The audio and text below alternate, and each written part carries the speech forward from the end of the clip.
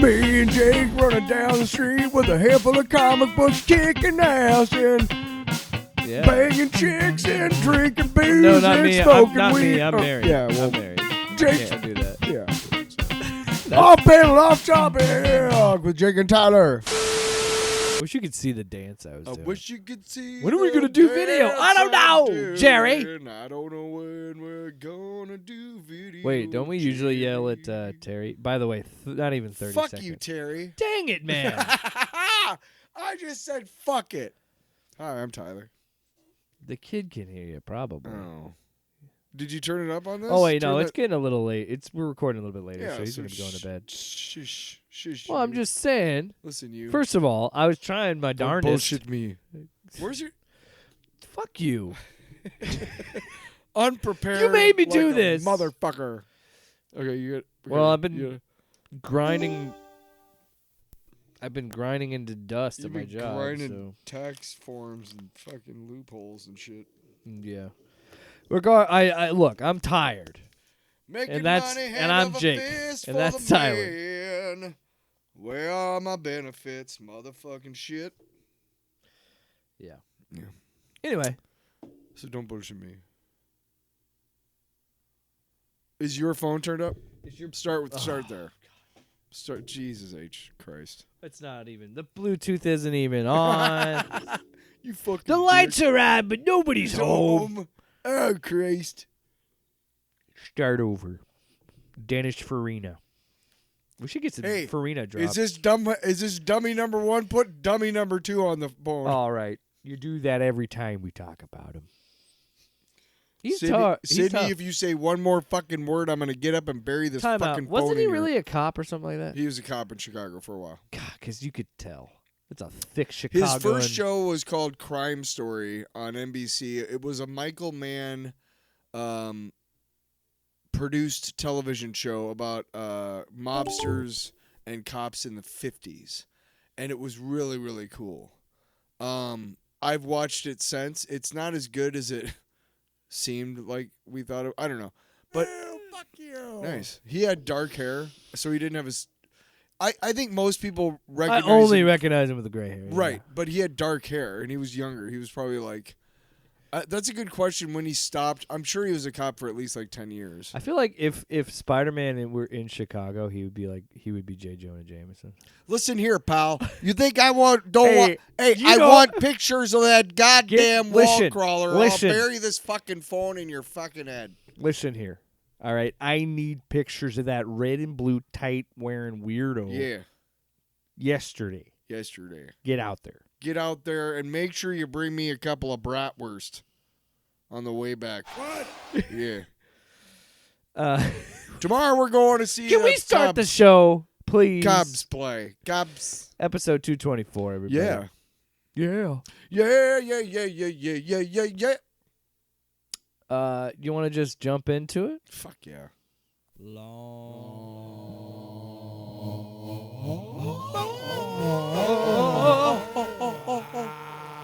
It's a long box. I like to think that there's a statistic out there for people. Talk about anticlimactic. Yeah.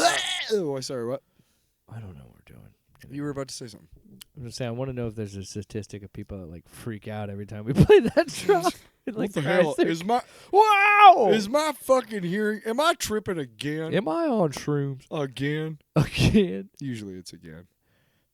If I were to describe, like, I've never done ayahuasca, but that's how I imagine it would be. That drop.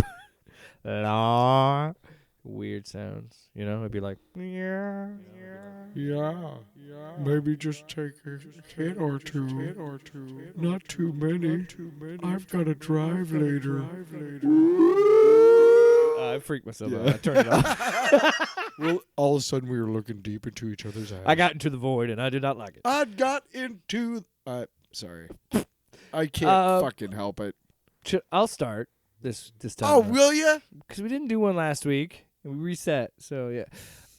And I'm king shit of this fuck is my mountain. house. Hey, I'm the one with the computer. So I've been spending a good amount of time playing some Borderlands 4.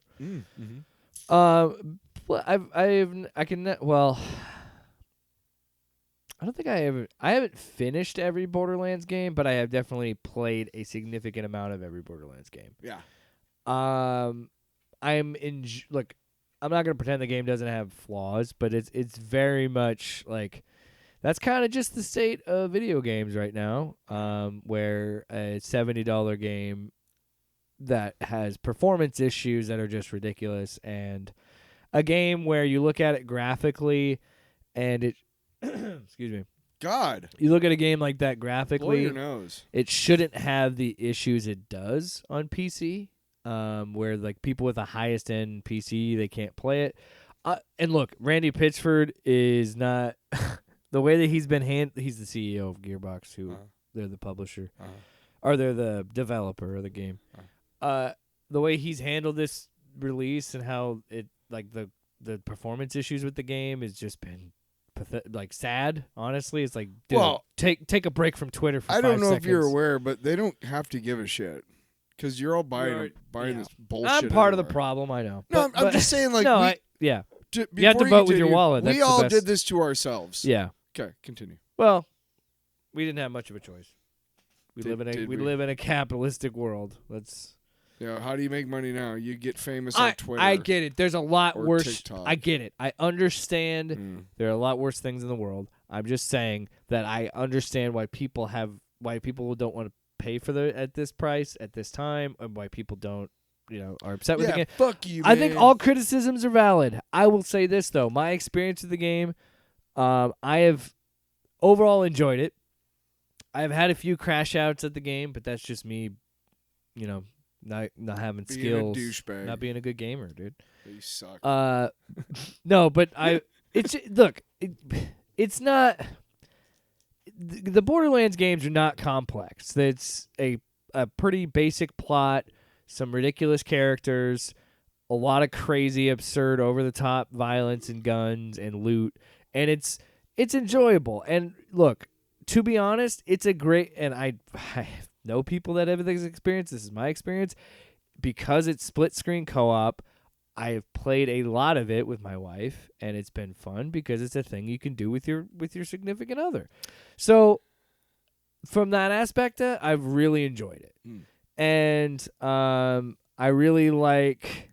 It is funny though when I've played enough games, especially with my wife, where she can call it out and I can understand it. I always like playing the tank character. I just like punching things and just getting in there and taking stuff out and just throwing myself at things. Almost like that's kind of my personality. But anyway, like the tank character is fun. And one thing I love about this game, and I love it I just love it in general when an RPG lets you easily respec your character and change up your skill trees and abilities.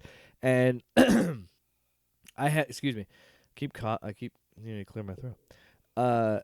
I've had experience in this game where I started to play as one skill tree and I really liked it, but I just felt like there was I don't know, there was something missing in the gameplay where when I had enough money. I had plenty of money at this point, so I was like, okay, I'm going to go and respec. I go respec my character, go a completely different skill tree, and now I'm having a lot more fun with it. And I'm like, oh, this is so much better. And the fun thing about a game like this is there's a lot of experimentation. The whole part of the game and the whole fun of it is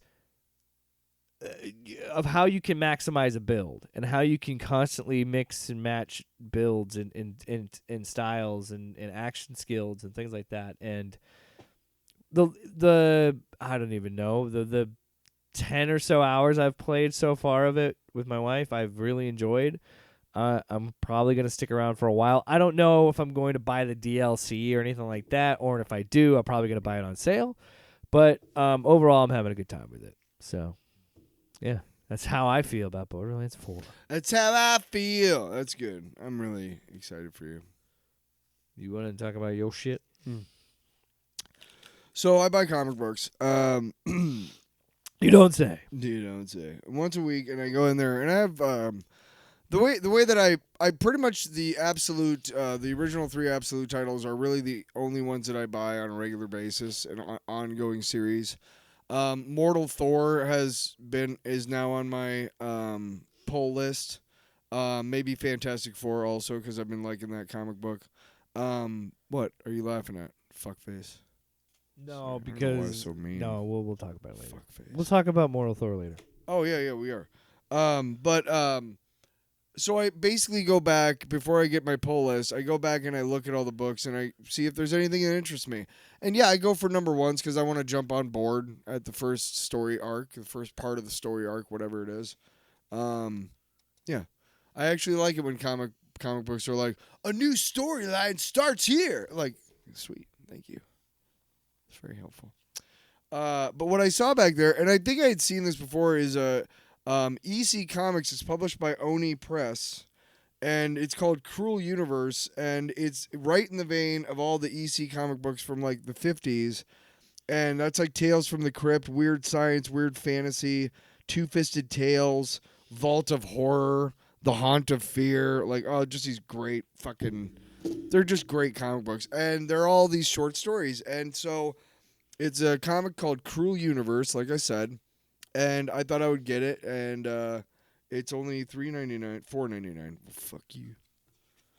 It's an extra $1. But there's 3 stories in it, and I'm not gonna tell you too much about the stories because every one of them is no longer than like 12 page or than like 8 pages, and they all are quick. They all have an awesome twist. They're all got a moral allegory or a fable at the end of them. But really, the best thing about it is the last story deals with Wi-Fi and apps, and it's actually really good. It's called Worth It, and very Elon Musky, if you know what I mean. Fucking piece of shit. The point is that I have actually added Cruel Universe. It's volume 2, number 3. I've added it to my pull list because I want to make sure I never miss an issue. I think there's some other. If I'm not mistaken, too, there's like Cruel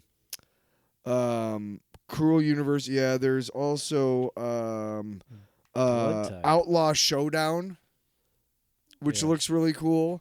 And then there's one other 2 Cruel Kingdom, like fucking sword and sorcery type shit, dude. But it's like, you know what I mean. But it's also horror fantasy, right? And then there's Catacomb of Torment. Yeah. There you go. That's what I'm talking about right there. Interesting. Look, I don't know, like No, it's fun to I urge you to branch read out. this because you will like this. I guarantee you'll be like, "Oh, cool. Like these stories are great. They're quick and they always have some sort of like, "Oh, what a twist," you know? And Shyamalan must have grew up reading a lot of those. But he failed to forget that the writing is still important. Along with the twist. If your writing sucks balls, the twist doesn't fucking matter because I'm not going to start the story. How dare you?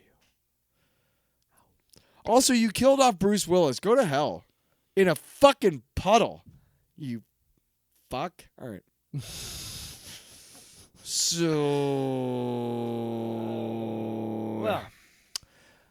Well, let's talk about Peacemaker. All right. Oh. What? Couple things. One, Tyler, you're wrong. Okay. As much as I think I probably enjoy the other theme song more, this one actually was the right move for James Gunn because apparently this has been like the trend right now is to take scenes from different movies and TV and then use that song into a Peacemaker. Like they're doing like the Peacemaker cold open, but it's like the Thunderbolts at the end of that movie. Sure. But it's the Oh Lord song underneath it. So you're wrong. It's a good song. People like it. And secondly, just because a fucking song this has season has been great, and you're wrong. Horns. You are so wrong. Look, I think. Look, if I would have stacked them up, I still probably would have enjoyed that first season. I'd say I probably enjoyed the first season a little bit more. However, I am really enjoying this season because it is carried by John Cena. John Cena's performance throughout this has been great, and it's the subtleties He gets his big emotional moment. I'm never going to call out any of the acting in the show. Let me just be clear. Oh, the cast is great. The cast is phenomenal. I have no problem with that.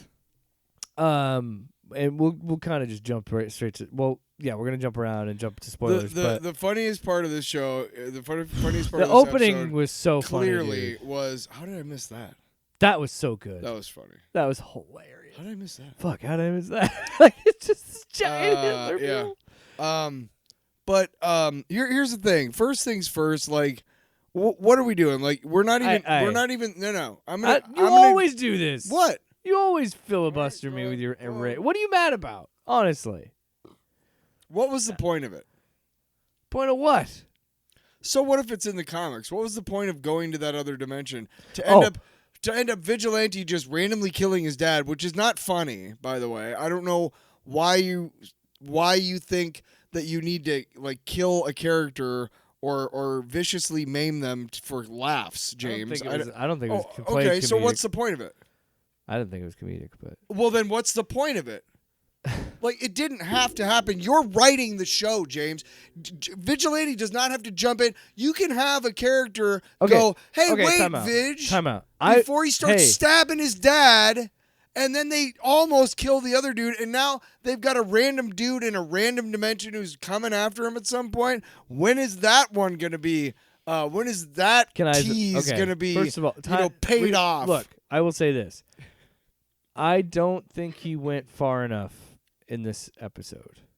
I don't think he should have. He should have made it scarier. I think, and I think he should have pushed the envelope more in this world. Sure. And I think they should have shown like glimpses of the camps or something, or like really should have. I think it should have gone farther. Yeah. And I know that like. That's another reason why I'm kind of like, and I know, why did we do this if you're not going to go there? Let me fucking talk. Jesus. And you keep interrupting me. I just was agreeing. I know, but you... Continue. You... Fuck off. Just go. I'm sorry. I want to be clear, because I was trying to make a point, but I want to be clear. I don't think they should have shown the camps because I understand why they wouldn't, and I don't want that to be I don't want to sound insensitive or anything like that. I get the reasons why they wouldn't show that because of the actual atrocities that happened. So, right? No. Yeah. But I think they should have shown. I just think he could have gone a little bit further to prove a point of like how bad this world really is. Yeah, and how close we are to that world. Because while he was doing what Verhoeven was doing and showing like on the surface this fascist world looks great, and one you could argue Adebayo getting chased and like the stuff with Judo Master was showing that enough, but I feel like there could have been more to show like how sinister and evil this world really is. And maybe we'll see it later. I don't know. I love how the alt-right people are just exposing themselves by freaking out about the pool scene. Yeah. Well, there's people... How could you do that? Well, so you're basically telling all of us that you're alt-right and but that's what I'm saying. They should have... Okay. That's what I'm saying. That's why I think he could have done more there because I think there's too much leeway for bad faith idiots like that who will try and say, well, why are the villains always the Nazis? Are they always going to make another story about the alt-right Nazis? Blah, blah, blah. And it's like, because it's the easiest thing because they're the villains. If the fucking shoe fits right now, motherfucker. They are real-life villains. Yes. They are pieces of shit who wrap themselves up in patriotism and they do stuff like, hey, let's make sure the vets get like houses or whatever. But they're really just giant pieces of shit and mercenaries fucking holding out for the fucking highest fucking amount of money, dude. And they'll say whatever the fuck that corporation tells them to. They have no morals, no moral center. All they're out for is money and power. And that's disgusting. Yeah. And it's un-fucking American, god fucking damn it. I know people would actually say, actually, that's very American. I'm like, yeah. Okay. You're kind of right. No, let's be honest. honest. Okay. Be honest. All right. Anyway. And then secondly, to bring it back, what was the point? The point was that Chris was, as much as Chris wanted to have a family, he's never going to get that. So it's a monkey's paw type of... Yeah, is what I took from it. Okay. Was what I took from this. Fair. Because at the end of it, when we get, because again we're gonna jump around. At the end of this, when they're and again you're seeing it from Chris's perspective, where they're maiming his brother, and he lets us this guttural scream, not of rage, not of anything other than just pure terror of like he is reliving his trauma, and and I think that moment perfectly sums it up that they did that, and they had. Here's the problem of it: they had to do that to stop him from. They had to stop him from getting to Chris and killing all of them because he was gonna kill Chris. Yeah. But did they need to take it to that level? And did it need to get that? And so it's kind of playing with those themes. How many episodes do we have left? This is the last one. This one coming up next week is the finale. I think that the whole point of this was discovering that Chris. I don't know. Again, it's the monkey's paw thing of like it's that thing of like you belong where you are. It's that thing of like as much as you want to yearn for something else, you belong in this world, and there's still a chance for you. Because there's some other things where people are like, this Chris wasn't a good Chris, but the thing that gets me is the whole Augie trying to say he's not a Nazi, which again he's full of shit because.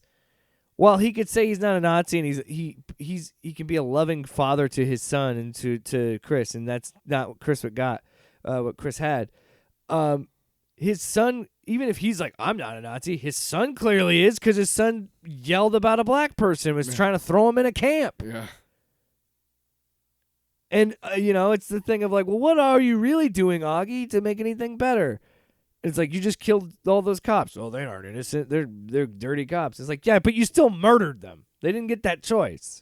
So he, even he's playing with that idea of like, he's still not a good person. Let's fucking talk about that. They're on their way out. They're leaving. And Chris inexplicably drives the Patriots, the Peacemaker cycle, into this clearing where he's fucking suddenly surrounded. They're on a road going away. And I don't know why he pulls over. Is it so that they can find him? He doesn't know they're coming to save his ass. So why does he pull over and get surrounded by cops and almost get killed? What is that? They were closing, like if I remember, they were just driving forcing him. They were coming up on him though. They were coming from behind. I'm pretty sure. Like I don't know. I'm pretty sure they were getting. There are a chased lot at of that holes point. in his story, and I don't. Oh, I agree. That was pretty obvious what was happening there. I was like, oh, we're going to just go in this big open space. I wonder if there's going to be a shootout. To me, it's I don't want to say it's one note, okay? But the longer that if it had been one season and then Peacemaker shows up as a cameo and other shit, like forever or whatever, like that would have been fine for me. Because I honestly am sitting here with second season almost done, and I'm like, I don't feel like I'm changed at all from this art that I've watched. And I don't see that this art is much different or better, or I mean, it's kind of like it's not the same thing, but it's the same kind of joke and the same kind of humor and the same kind of like, oh, unexpected violence, ha ha ha. And it's like, yeah, that's not it. After a while it gets old. After a while it gets fucking old, man. It gets really old. And that's kind of where I'm at. I'm enjoying it. James Gunn is kind of just a one-note guy. You didn't feel anything from that violence. scene? You didn't feel anything? No, because it was unexpected violence again. It was just a bunch of violence. And I'm like, what the... Okay, let's kill fucking his dad. I think the funny thing about... The only humor I got from it was like, oh, wow, Vigilante will just kill this guy in every universe. Because he did the same thing. It's a callback to the first season because he stabs him the same way in the first season. He doesn't kill him, but he stabs him and he goes, there's holes in the armor, remember? So when he was doing, like, it was a callback to that, I think. Like, again, I don't know. I get a lot of TikToks that I don't know. I'm like, maybe he's not being that clever. I think he's just trying to say he kills him. I don't know. I have no fucking idea what they're gonna do in that. What he's gonna do in that last episode. He says it's gonna be the craziest. And so they drop him off and they give him the thing. And what happens again at the end of the movie? Argus takes him into custody. Yeah. And so and what they're alluding to in the next episode is they're gonna keep opening the doors. Like they're gonna explore the doors. God, of course. So then, because it's a stable door. By the way, no. Can we talk about the best part of the show was after the credits? Listen, since I got some freedom, I have been off of Pornhub for a long time. yeah. And I'm gonna grease up. Listen, I'm warning you. That was awesome. Yeah. That guy from Superman. Yeah. Yeah. That was fun. I almost wish this would have. I could. Okay. Would you be as frustrated if this were an Argus show? An Argus show? Yeah. Like this weren't Peacemaker's involved in it. Like it's a big thing about chasing Peacemaker, but it's a show following Rick Flag. I'm just the longer it goes on, the more I'm questioning the whole DC gods and monsters. Like it's because you can't handle it, dude. You got too much Marvel in your blood. Trying for a long time to figure out how do I kick off the DCU? How do I do this? How do I do this? Oh, I get it. Fuck you. I just saw this movie with Brendan Fraser and Ian McKellen called Gods and Monsters. Keep doing it. Yeah. I just saw that movie. Come on, don't bullshit me. With Ian McKellen and Brendan Fraser called Gods and Monsters. And even though it has nothing to do with the comics, I'm going to call Phase 1 of the DCU Gods and Monsters. Don't do that.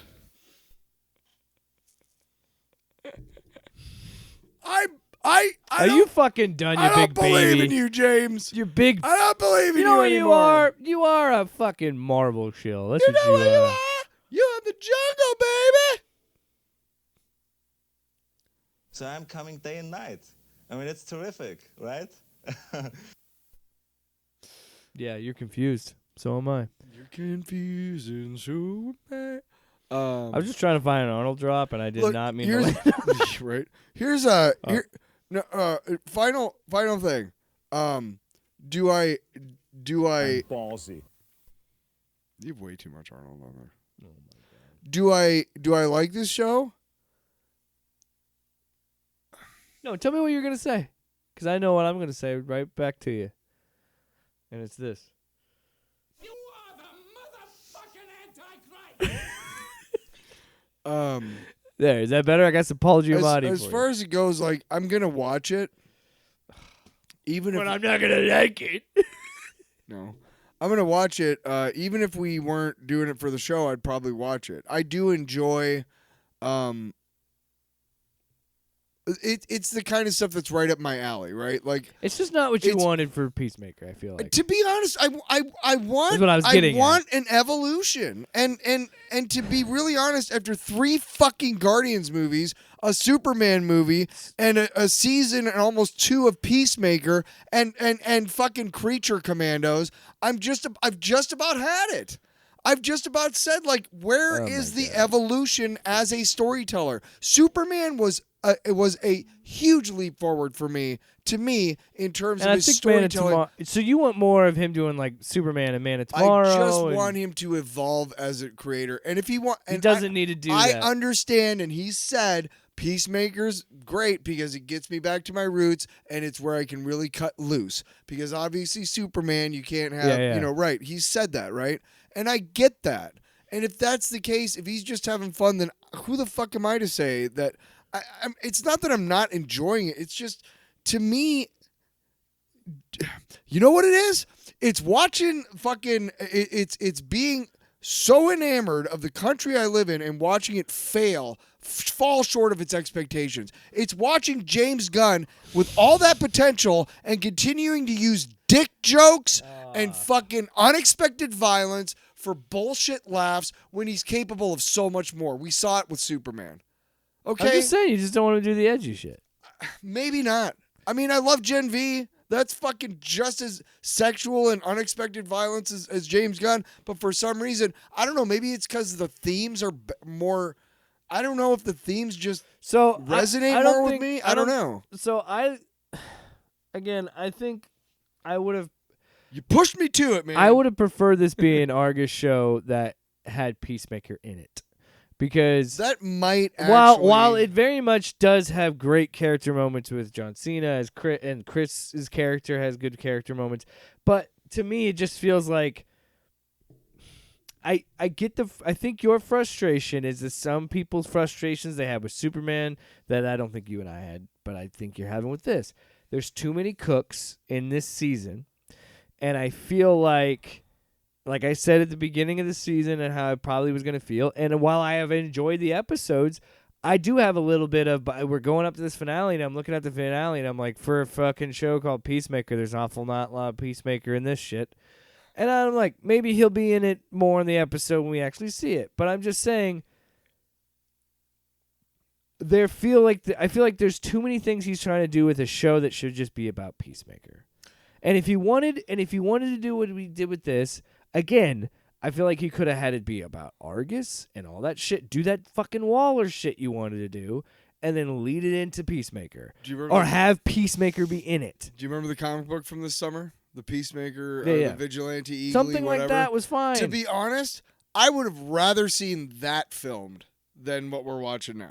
And I don't mind him going to a parallel universe or whatever and then coming back or like, because you had that thing in the first season. So I understand wanting to use that in the second season and do stuff with that. But like, it's like I said at the beginning, I just feel like because he said publicly, like, this is his favorite thing he's ever done because this is like his baby, from Inception, from the Suicide Squad to this, like all of it. And I get it. But I just would have liked more because John Cena's performance is so damn good. I wanted more of him. We don't see enough of him. I don't feel like we do in a Right. show fucking called Peacemaker.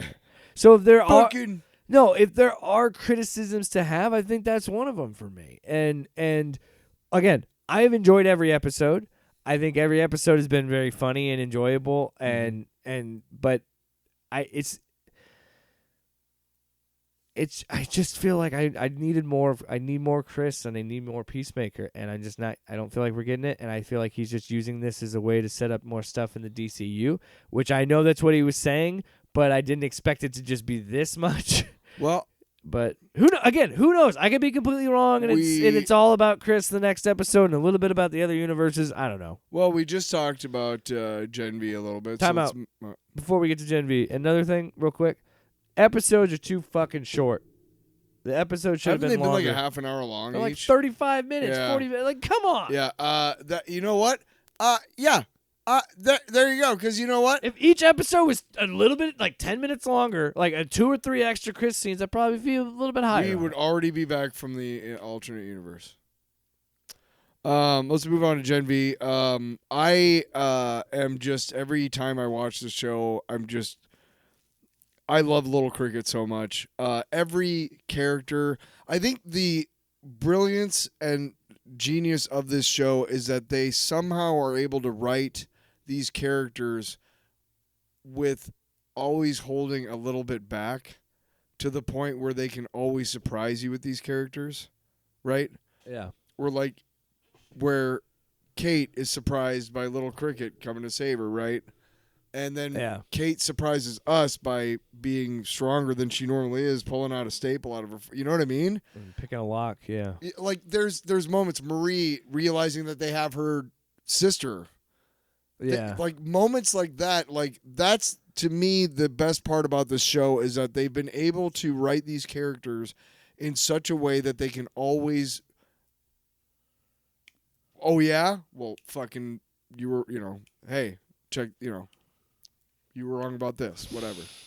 Keep snapping, girlfriend. Keep snapping along. Keep snapping along. Snapping. Cypher continues to be scary as fuck. Yeah, that was a good scene with Polarity. Yeah, Polarity. That was really good. That was scary. But honestly, every time he's on screen, you're just like, who's he gonna kill? Yeah, he's a really good villain. Yes. He's only been in like one other thing that I remember. He's fucking the smartest woman alive. Yes. Remember. It was so good to see Sage again. Sage, that's who it was. It was so good to see her again because she is probably about one of the most twisted characters in that show, and most of it is because she's so smart. Yeah, and she's She's actually so with smart. someone who is as smart as she is. Apparently. Yeah. Yeah. Why are we having a weird old dude watching this? Yeah, what is What was going that on here? about? Yeah. And you know, did we really need to make up the junk? You know, clearly that guy, that actor is not that old.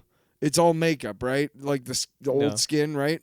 So why did we have to like make cooked him. why did we have to like, you know, do a bunch of stuff around his junk so that when he's naked we can see his old 'Cause we junk? gotta see a dick. I guess. Yeah. Let's see more dicks. More dick. More dick. I need to see more dick. Please give me more dick, please. What is that? Give me more dick. Sounds like sounds like To me, Little Cricket's the star of the show. Well, yeah, she like I said last time, she truly is like the heart and soul of the show. Even when I was on, I feel like she was in the right. I mean, yes, obviously the good thing would have been to save Kate, but I would have been like, she was right to be like, this is a trap. We shouldn't do this, and It turns out to be. yeah, it was. But I would have been her. I'd been like, no, fuck her. Kate put us there. Why should we give a shit? Yeah, that sucks that she fucked up, but she knew the risks. Like, Well, to be really honest, I think it was that they were like, "Hey, we'll fight, but you can't send anybody to Elmira anymore," and they did, and he still did, and it was like, Yeah. "Fuck you." yeah. I am Well, somebody just, had to be punished. I'm just so many moments in this show. I don't know why I don't see more of these actors other places. So many moments in the show, you're like, "Wow, that is just top notch." You know what I mean? Like, Yeah. and the end scene where she's trying to save her sister Yeah. was just fucking tense. You know, the whole episode was just like one thing led to another, and it's like, Here's the thing with that. So now we're just gonna say that she can bring people back from the dead by draining other people's blood. no, she was what the way I took it was she was trying to use her power in a way she never has before, which is seal the cut and bring the blood back in before she died. I don't think she was dead yet. I think she was very close to exsanguination, which is bleeding to death. Yeah. But I think she was real close. $10 words. Talk about plot holes. How do you know they're gonna put their plan into motion and get there by? You know what I mean? Yeah. Right? Yeah. Anyway. Yeah, absolutely. Yeah. Yeah. Right. Yeah. Don't bullshit me. What about the guy who got his eye stabbed out? Whatever. Did you think he was in on the plan? I don't care.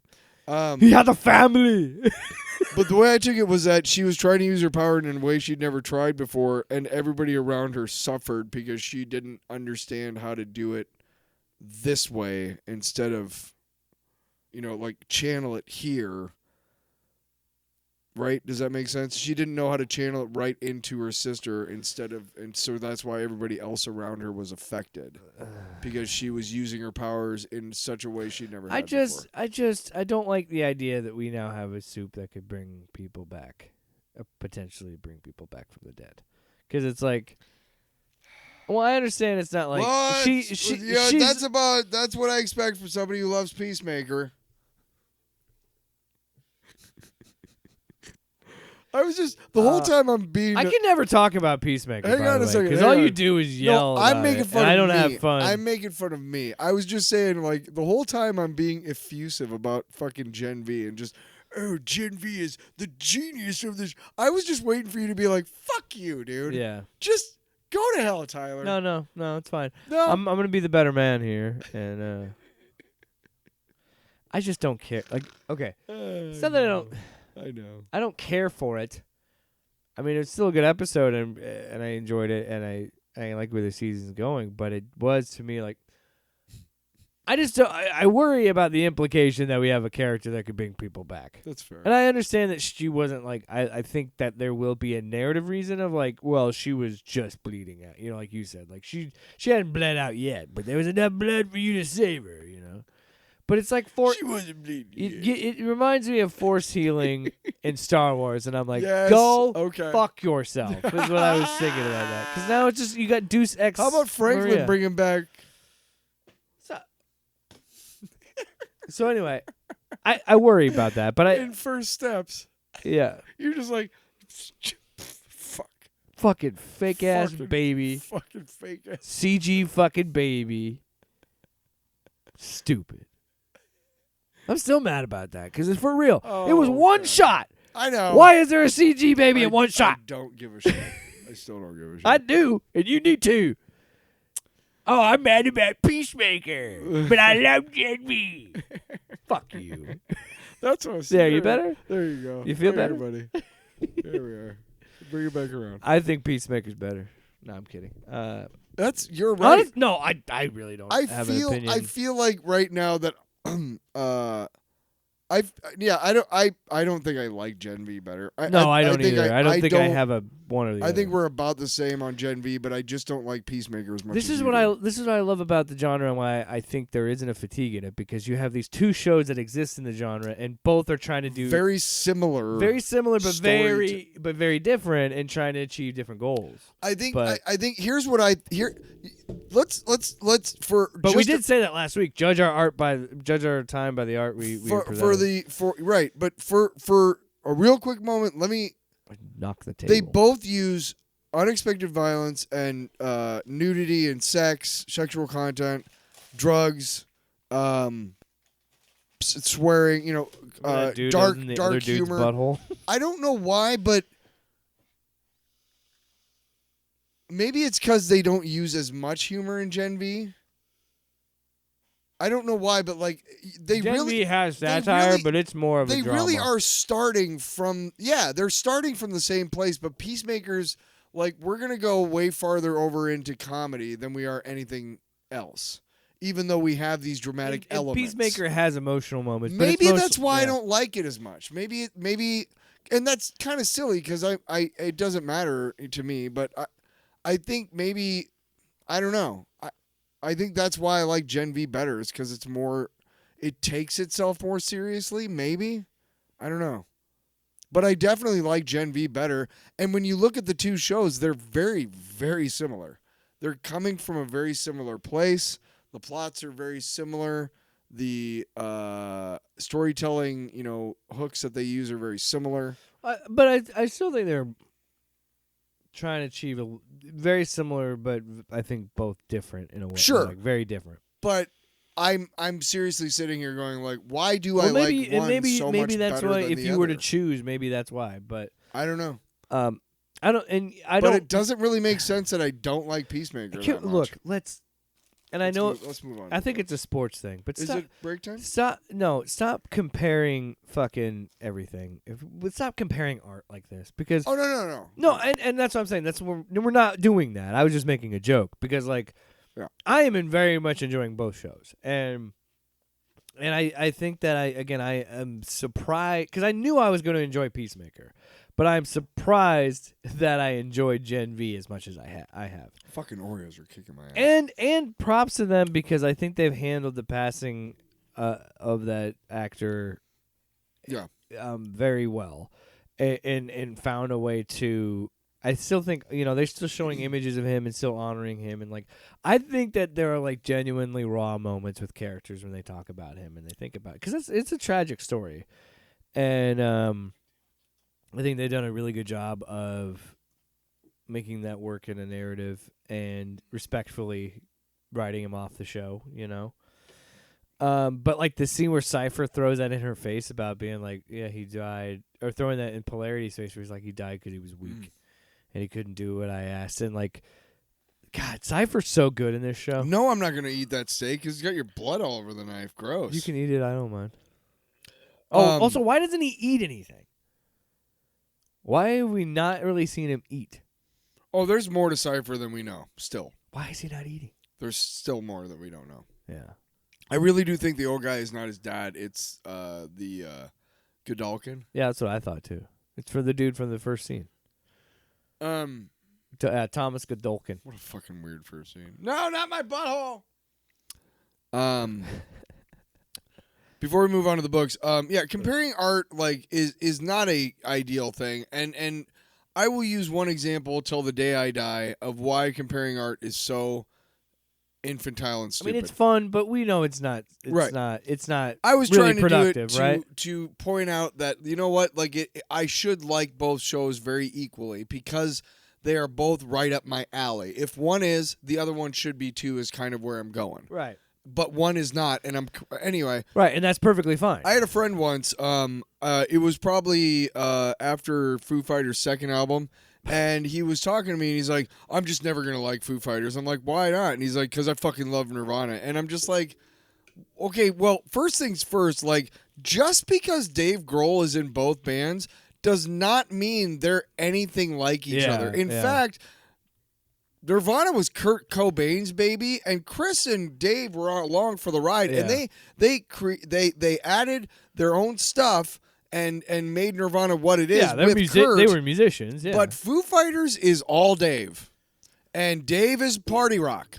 and yeah, sorry, it's a lot more poppy than yes, yeah. So to compare the two is really stupid. I wanted to point that out because that's the example I always use. And it's fun to do, but like we both know that like at the end of the day, it is all preference, so it doesn't really matter. I know that I'm not dishonoring Kurt Cobain by liking Foo Fighters, if that makes sense. And that's what I right? mean. As I've gotten older, I don't like, and it's important to have that conversation where it's like I don't think we need. Again, it's fun to have the conversation, but at the same day, it happened over the summer when it was the debate about Fantastic Four versus Superman. We had a discussion about it. Like, at the end of the day, it doesn't really matter. It doesn't really matter. You know why? Because I like both. They're both good. They're both fun, and we live in a world where you can enjoy both.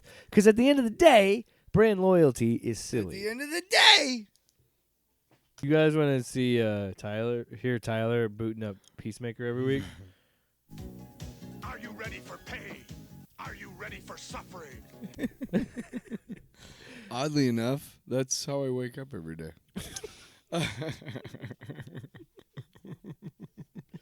Whip, swing away. Yep. Just right after that. All right. So, Mortal Thor #2. I'm actually enjoying this book so far. I like an Al Ewing book. Is that what you're trying to tell me? Yeah. Even though he's clearly smelling his own farts. Let's be honest. Real quick, there is the Infernal Hulk #1 coming out, which I kind of like. Again, I'm going to probably put that on my... one of my favorite things about reading these issues is... seeing all the ads. Well, the ads for other books, and then me being like one of us is trying to gauge the other one's reaction. Yeah. So when I saw Infernal Hulk, I was like, ugh. And then, but you're like, it's probably but dumb you as responded hell. to me going like, well, I don't know, I was kind of looking into it. I don't know. to be really honest, like the last couple Hulk series that I've read have been really, really good. Like they're tapping into an aspect of the Hulk, like the Immortal Hulk tapped into the horror aspect, which was fucking fantastic, dude. Just so good. Yeah. I don't know what Al Philip Ewing. Kennedy Johnson is going to do with it, but incredible, immortal, infernal Hulk falls to the forces of darkness in a new series this November. Okay. Yeah. But so Mortal Thor #2 by Al Ewing and So who's the artist? Let me pull it up. I got it up here. Pasqual Ferry. Pasqual Ferry. Matt Hollingsworth, color artist. VC's Joe Sabino. Anyway, so #2 picks up after #1. So #1, he was getting hired to be a union. He doesn't know why he's here, and his name is Sigrid Jarlson. Sigurd Jarlson, yep. And But he gets into a fight with those guys at the end. The motorcycle gang, the Thunder Gods, who were running security for this corrupt Roxxon person who is trying to make him be a strike breaker. Yep. He said no, and they try to kill him. He goes to his neighbor. But here again, you notice the captions.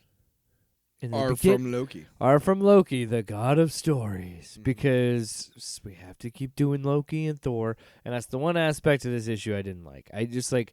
Because... It's a classic thing of like, well, we killed Thor, but now we're going to bring him back. But not quite yet. We're going to do the Immortal Thor. That being said, I did enjoy this issue. It's a good issue. Yeah, he's so he gets patched up. He patches himself up, and he keeps saying like, "There's no need stitching a wound. This I know, but thank you." And he's like, "I don't know how I know this. I just know it."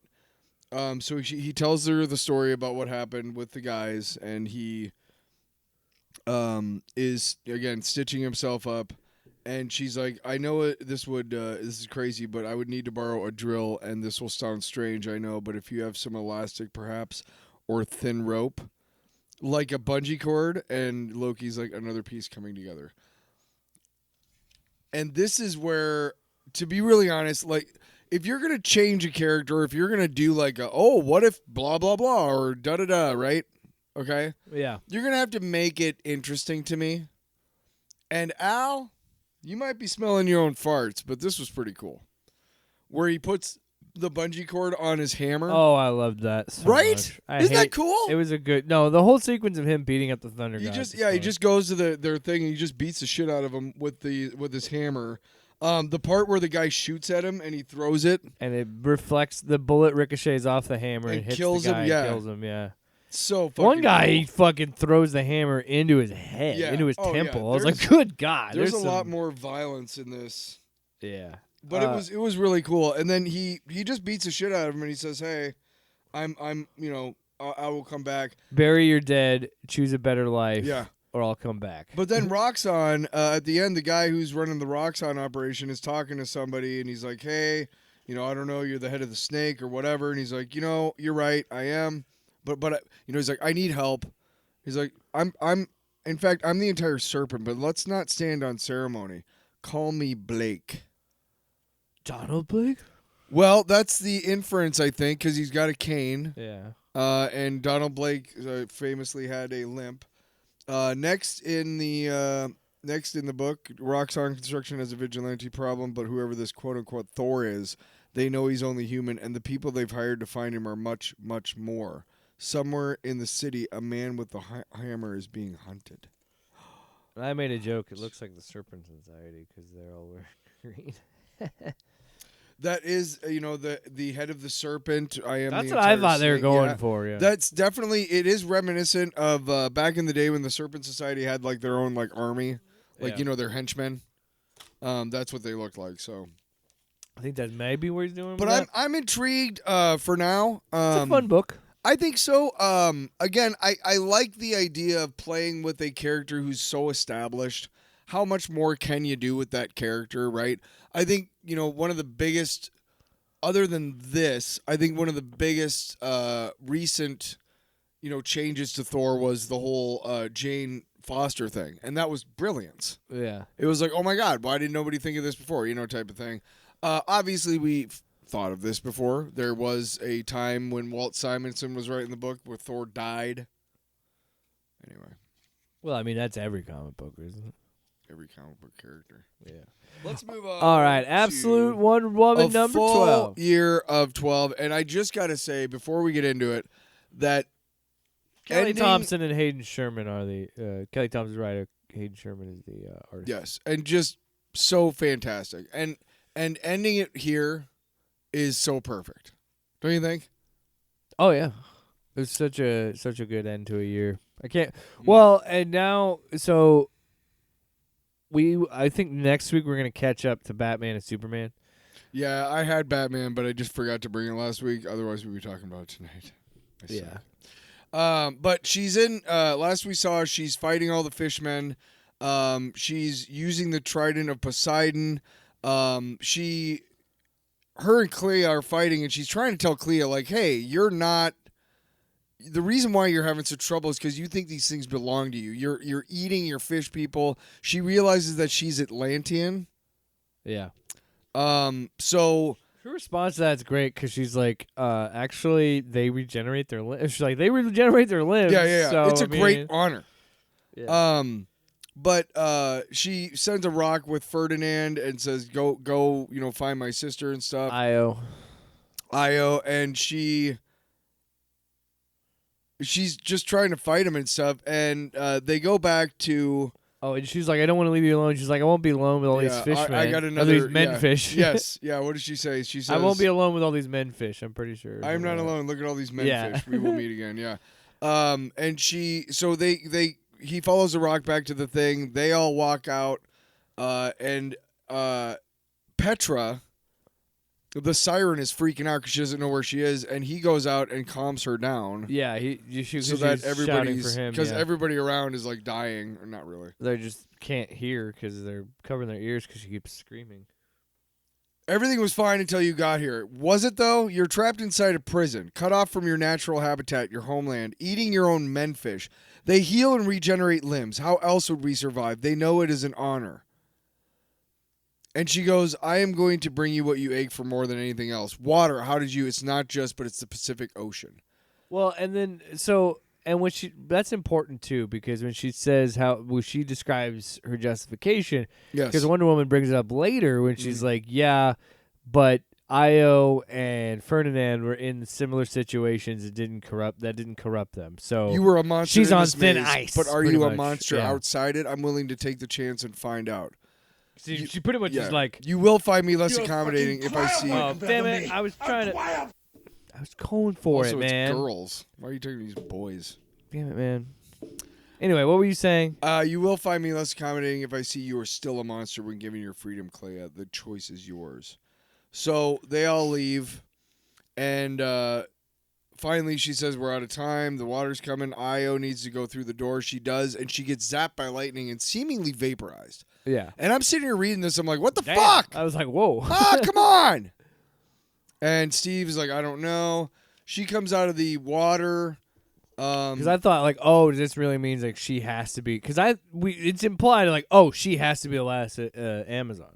Yeah. So if another Amazon enters that threshold. Our world, yeah. Boom. Yeah. That's what I was thinking She too. was trapped kind in the of, maze. Yeah. But so Yeah, she comes absolutely. out of the thing and she goes back to the place, and they're like, "Hey, where's my sister?" And they're like, "She just vaporized." She's like, "No." She goes over like, "Hey, if you ever have anything, Yeah, she prays to be like, hey, let me Show know me a that she's sign. alive. Yeah. And well, that's quite fucking biblical. Yeah, that was good. And this fucking dove brings like a olive branch. Yeah. Then we see Io regenerate in this very Greek-looking area, and I'm not gonna lie. Or teleport, I would say, probably. Right, she she teleports. She Yeah. was clearly teleported. But my first thought was that she was being brought before Zeus. Yeah, I thought that too with the lightning bolt. Right? Yeah. I did not. It's not very clear, but you can, knowing what I know, you can see the figure in the background. Honestly, for a split You can second, tell it's a woman if you know. for a split Yeah. second with that first lightning bolt, Yeah. I thought it was going to be something with like Shazam or something like that. Somehow. I thought it was going to be Zeus because Or Zeus that, is or lightning. Zeus, yeah, yeah. that's what I thought it was going to be. So she goes, Io? And she looks up, and it's fucking Hippolyta. Yeah. Hippolyta. Hippolyta. Whatever. That's what I think it's pronounced. But bless you, Hera. I've seen her. She's alive. And Themyscira. Yeah. Now. And they're like, Diana lives, Diana Yes. lives. They're all chanting. But then And then we get a post-credit scene.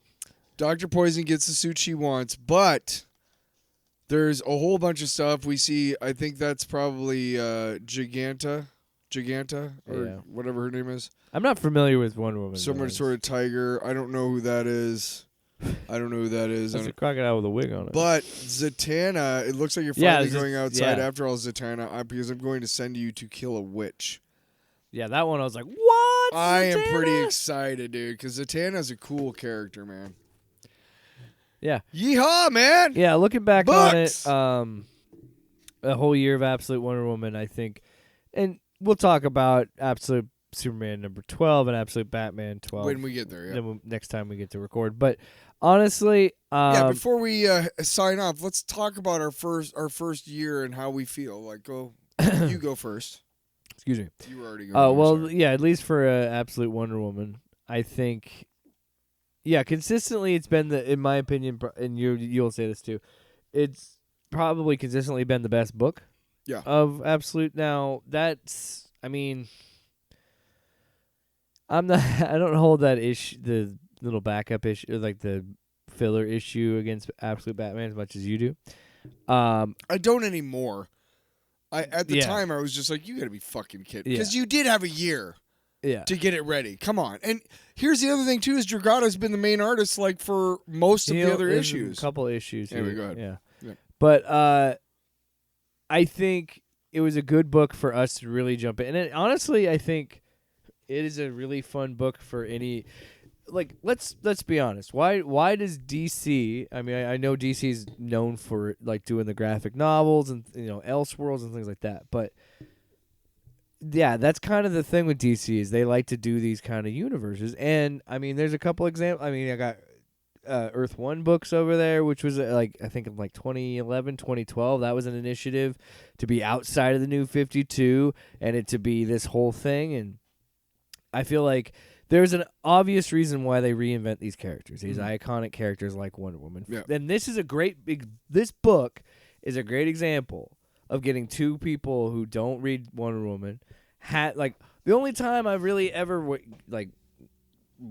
seen anything with Wonder Woman or read anything with Wonder Woman is usually in the Justice League, or So I never really read solo books for Wonder Woman. She's never been a character that I really read. I bought a couple every so often. Yeah, coming in with no expectations on this book, I think. Jesus fucking Christ, man! You got a frog? Oh, Hera. By Hera. Yeah. Yeah, but basically what I was trying to get at with that was just it does what it's supposed to do. It introduces you to a whole different set of superheroes, a whole new universe, and a whole new Wonder Woman that is, like you and I have talked about, is smart. Just smart, top to bottom. A smart, well-paced series. I never felt like anything was dragging. I never felt like there was a bad issue. I really, really thoroughly have enjoyed it. Yeah, Marvel tried to do this back in the late 90s aughts with the whole Heroes Reborn initiative. Really what that was about was let's bring back the guys that we ousted and went and changed the whole comic industry and made themselves millionaires because they owned their own shit. Let's bring them back and give them creative control. Yeah. And that was the dumbest thing ever because those books fucking sucked ass. They were just fucking terrible, man. And they rightly brought them back. And, the reason why is because it was a blatant money grab. It was like, hey, if we got these guys' names on these books, they'll sell like hotcakes. Yeah. I don't know what the impetus behind them doing this absolute stuff is. I know it has to do with the all-in. Every DC book has the all-in thing on it, and it's like, I don't know what that is. I don't really care. All I know is that we started off with Batman, and I believe Wonder Woman was second and Superman was third as far as release time. Wonder Woman came out, but I missed it. So I did get issue 2 and 3, and then we had to wait for the black and white reprint to come out of number 1, which I think, to be really honest, made me love the book more than I might have because it was so sterile and simplistic. Yeah. You like the art, you could tell without any color that the art was just gorgeous, right? Yeah. You could tell with the line work and everything. And it was, to me, it just starts off just wham, bam, here we go. This is a giant fucking axe that I have now. This fucking arm is fake, but I'm going to remake it now. I'm using magic, and I grew up in the underworld. Right from the fucking get-go, it was bam, bam, bam, here we go. This is going to be awesome. But it was also, you're right, it's very smart, it's very well-paced. So Wonder Woman truly was the third one that we got going because we had to wait for that first one before we started reading it, and then we got to read like 3 in a row, which was cool. But Batman was like that too. That first Batman was like, holy shit. And Superman, not so much. Superman took a little bit to get going. I still rank them. It's hard to rank Wonder Woman and Batman because I love them both so much. I'd have to say Wonder Woman just because of that filler issue of Batman. That's really it. They're both so good. And they're both so daring. Yeah. Superman is right there too, though. But I think it's got to be third on the list. Because it started off, it took a little while to get going and whatnot. Yeah. But to me, sorry, to finish up. Yeah. To me, Wonder Woman is the best one because it's a character that every other character, every human should strive to be. To be truthfully honest, she is written and she is a character that we should all strive to be. Her compassion, kindness, and also bravery on top of all that. And I think I love the way they draw her, how they characterize her. I love the way her rogues have been coming in and out. Yeah. But they're not quite the same. Yeah. The whole Clea thing, the whole Dr. Poison. I mean, just every fucking storyline has been bringing us to this moment where, oh my God, they're all perfect and fine, and they're just living in Themyscira. What's really going on here? Yeah. Why was she really sent to hell? Anyway. Yeah. But I am looking forward to the next year. I have the annuals for all three on my pull list, so we'll get those when they come out. I'm very curious to see what the hell you're going to do with an annual. But I cannot wait for you to read Absolute Batman number 12. I cannot wait. I am sorry that it took me a week. Well, I had spoiled for me what I think the Joker looks like. No. Joker is not in this issue. Oh, he's probably in 13, but I don't know. I'm interested to see the Absolute Batman annual. Mm-hmm. Yeah, what are they going to do? Yeah, because it's Daniel Warren Johnson. I will say this about 12. Issue Excited number. about that. The last time we saw everybody, Oh, Bane showed yeah. up to his friends. So I house. imagine I know where this is going, and I'm excited for it. So yeah, because That's all. I could kind of figure Not out gonna what. say anything else. At the end of the last issue, I was like, I see what he's doing. And like I started to develop the idea of like I know it's. I'll read it. One of the things about Batman that I love, the Absolute Batman book that I love, is first of all, Scott Snyder clearly loves Batman. Oh, and yeah. is, you know what I mean? Like he's very. It's good to see him doing He's it. well versed. again. Yes, he's well versed. So he's really, and Nick Dragata has been helping to plot this series. So good on him. I do like his art. I think his art is perfect for this series. You should read East of West. It's really good. But No, you should watch The Wire. It's But- fucking. Fuck you. I am one of the things about the Batman book that I think has been really good is how it gets to the same place that Batman is in the regular DC universe, but the way that it gets there every time is it's such a odd way of getting there. Does that make sense?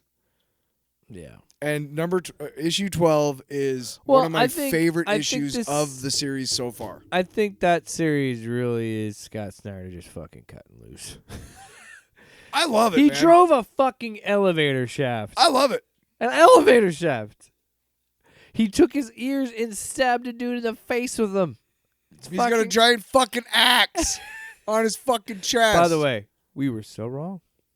I'll say that a year in.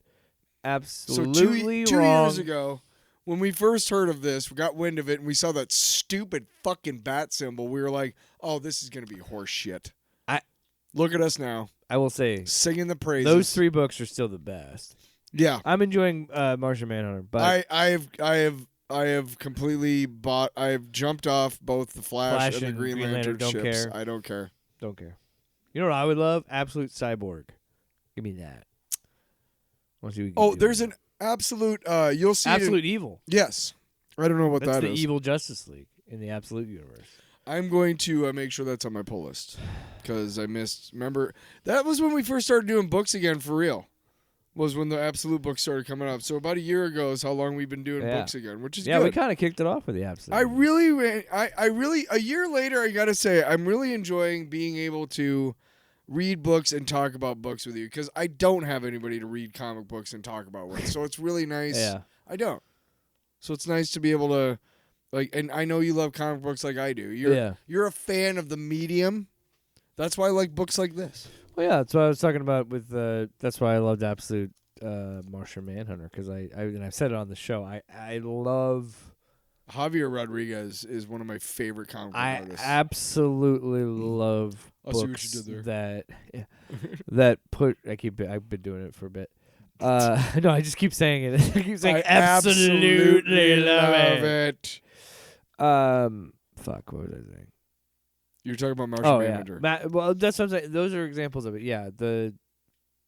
yeah, I love. You're the right. panel work.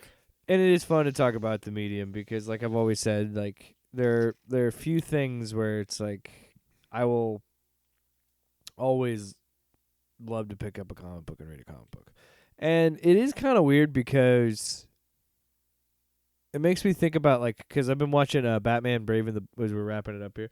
I've been watching Batman Brave and the Bold with my son. The cartoon. Yeah, I fucking love that series. with Diedrich Bader. Yeah. Ambush Bug is in the very last episode. Well, dude, one episode we were watching, I was laughing because he fights Sportsmaster. It's like I love that he fights the most vague fucking villains Dude, sometimes. Brave and the Bold was so good for introducing on It's screen good for kids because all of the dorkiest characters, and dude. it's because it's and I think about this a lot too because it's like it's smart because just like with that Spidey and Friends and Iron Man and Friends or whatever, it's okay. You get these kids. How do you get kids interested in these characters? Yeah. You know, this is how you do it. You show these things. But the Brave and the Bold, it's smart. It's like the 66 Batman where it's like show a fun, campier side of Batman to get kids interested into these characters cuz yeah. I mean, like it's a step removed, honestly, from the '60s TV show.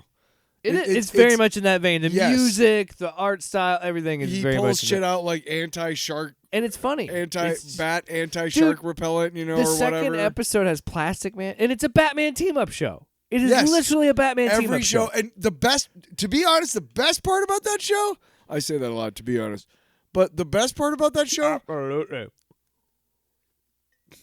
And water in my mouth. every episode of that series has a cold open, which is a sequence Yeah. of him and another hero fighting. And almost every episode, that cold open is one hero, and then the episode is another one. Yeah. Now, there's been a lot where the cold open relates to the actual episode itself, but generally you're like, okay, we're going to get Hawk and Dove for the fucking cold open. Yeah. And then we're going to get fucking Well, anyway, Plastic Man for the episode. well, You know no, what I mean? the second episode was great because and I'm watching it with Lincoln, and it's fun because I keep This should have been in your long box. it should have been. Fuck. I keep joking about it because I joke about I'm like I have if only I could use this DC knowledge for something. And it's funny enough, it's watching that show with him being like, yeah, that's Plastic Man. He can stretch and stuff. And he's like, oh, yeah, he's stretching. But there was a few times watching that show, I got some genuine laughs where I was just like, okay, that's pretty. Oh, is it the elongated man and Plastic Man fight? No, but that Where is in it, and I know it. They're Yeah. not I'm fighting. By the yeah. way, I've only seen clips. They're I've never competing. actually watched the show, so I'm actually Oh, wow. watching it with him. It's a good I've seen show. clips. But It's actually good. the part that made me laugh is they end. So they're fighting. So they're fighting Gorilla Grodd, who's flying pterodactyls because they're on course. Dinosaur Island. Duh. So they go to Dinosaur Island and they show up and there's a T-Rex and Plastic Man looks at the T-Rex and his mouth drops. His jaw drops, but the jaw drops so much it's out of frame, and I fucking cackled at that. Because I'm like, because usually you see the bottom of it, but I love the idea of the joke of like, it drops so far it's out of frame. Like, you can't even, And the fact that they got SpongeBob to be Plastic. First of all, Diedrich Bader is a great Batman. Oh yeah. Yeah. Yeah. But yeah, watch Brave and the Bold if you have kids. He, to be honest, Or Brave and the Bold let me if say you... that one more time. The Absolutely. the Lego Batman, the Lego Batman characterization or whatever. He loves that movie, too. Also from the Lego movie itself, Yeah. which is kind of where that started.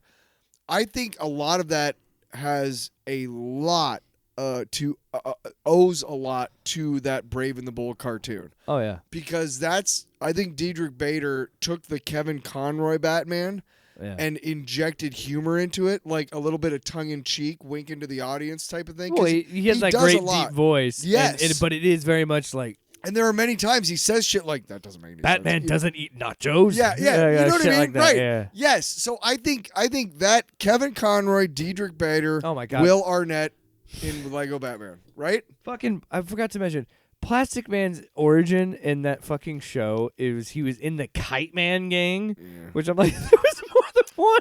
All right, you ready to end this shit? And then he fell, and then I looked at Lincoln. I go, "Oh, it's the classic Fell into toxic waste. Happens every time. fucking time.